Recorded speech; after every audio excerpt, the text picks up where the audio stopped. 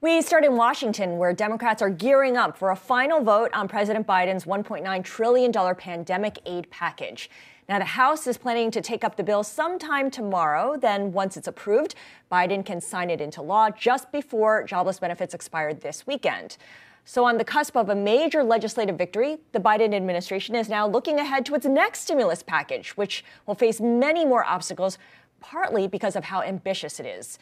Biden wants to address infrastructure, climate, healthcare, inequality, and more in the next go-round.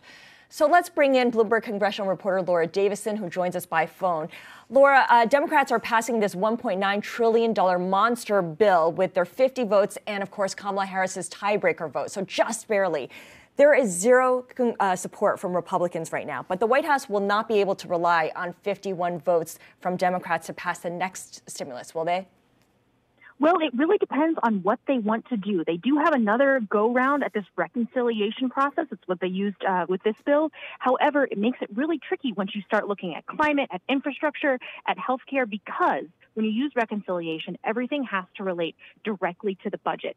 So to pass things like tax increases, to look at some, energy tax credits, that you could easily do through reconciliation. But if they want to do this big, ambitious, multi-trillion-dollar plan like they're talking about, they're likely going to need to get some Republicans on board. That gets really, really tricky because they don't just need one Republican. It's not just getting Mitt Romney. It's getting 10 total. And that will involve a really big negotiation process that will take months.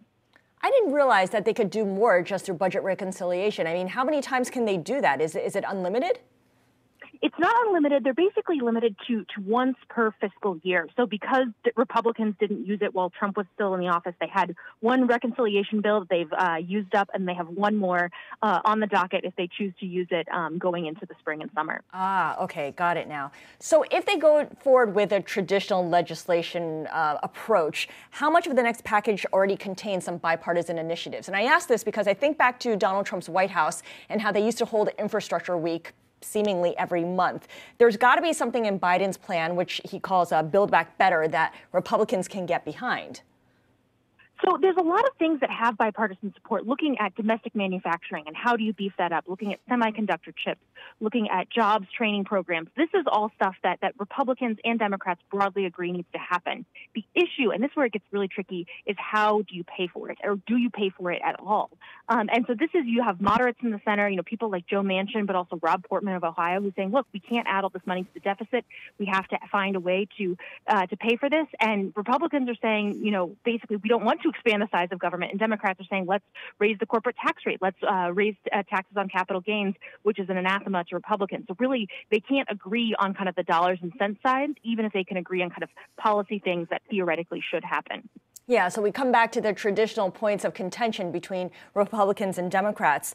I also wonder if the White House's play to pass this bill strictly along partisan lines through budget reconciliation has really poisoned the well for any kind of Republican support, no matter how aligned Republican interests may be with Democrats on some of these specific measures.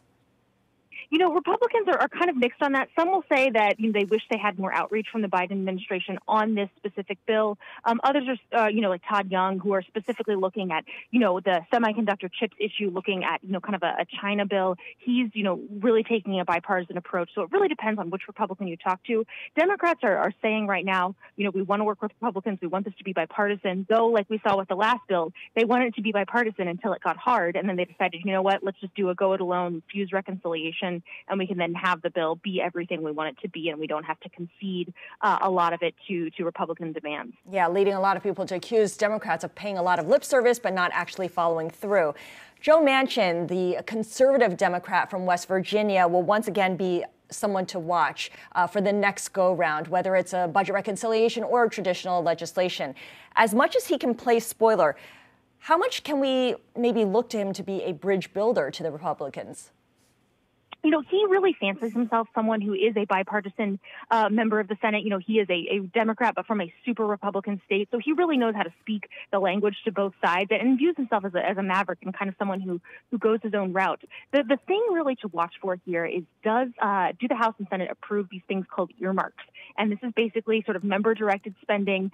They were banned about 10 years ago. And a lot of people credit the banning of earmarks as something that's really slowed down the legislative wheels in Washington. If you were able to put something in, a specific project for someone's state or district, that even if they didn't like the broader bill, it had something that was really important for them in it, and so they would vote for it. That's something that Democrats are talking about doing, and they're hoping that that will be a way that they can bring Joe Manchin as well as, some Republicans on board to vote for a bill. Got it. Laura Davison, thank you so much explaining the ways that Washington works to us, joining us from D.C.